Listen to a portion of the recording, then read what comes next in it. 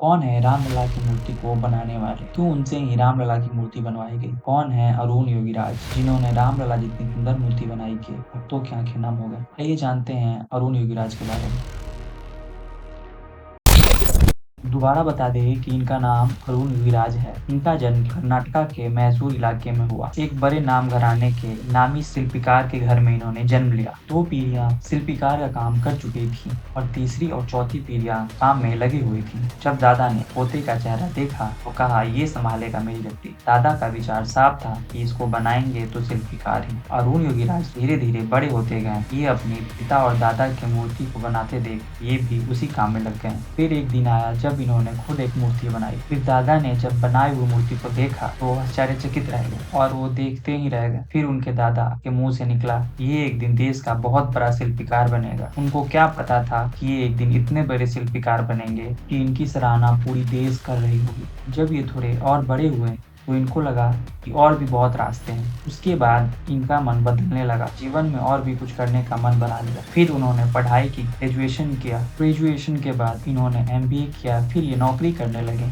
लेकिन कहते हैं ना, कितना भी हाथ पैर मार लो, इंसान करता वही है जिसके लिए वो बना है। इन्होंने बाद में नौकरी छोड़ दी और अपने पुश्तैनी काम को आगे ले जाने का मन बना लिया। एक दिन जब ये मूर्ति बनाने बैठे तो घर वालों ने पूछा तो इन्होंने कहा कि मैं अब यही करूंगा। आगे वक्त बीतता गया। फिर वक्त आया जब रामलला की मूर्ति को बनाने के लिए इनको चुना गया। फिर ये रामलला की मूर्ति को ऐसा आकार देते हैं जैसे लग रहा हो कि साक्षात रामलला प्रकट हुआ हो। आज इनकी शिल्पकार की सराहना माननीय प्रधानमंत्री सहित पूरा देश कर रहा है। अरुण योगीराज एक प्रसिद्ध शिल्पकार योगीराज शिल्पी के बेटे हैं और उनके दादा बचवन्ना शिल्पी को राजघराने को खूबसूरती देने के लिए जाना जाता था। दादा मैसूर के राजा के बेहद करीबी शिल्पकारों में से एक थे। उनको राजा का पूरा संरक्षण हासिल था। अरुण योगीराज ने और भी बहुत सी शिलाएं बनाई। दिल्ली में सुभाष चंद्र बोस की 30 फीट की स्टैचू को भी अरुण योगीराज ने तैयार किया है। नेताजी की 125वीं जयंती से पहले पीएम मोदी ने आजादी की लड़ाई में योगदान के लिए इंडिया गेट पे उनकी मूर्ति लगाने का इच्छा जाहिर की थी। उन्होंने 2 फीट ऊंची सुभाष चंद्र बोस की मूर्ति दी थी, जिसके लिए पीएम मोदी ने उनका आभार जताया था। केदारनाथ में आदि शंकराचार्य की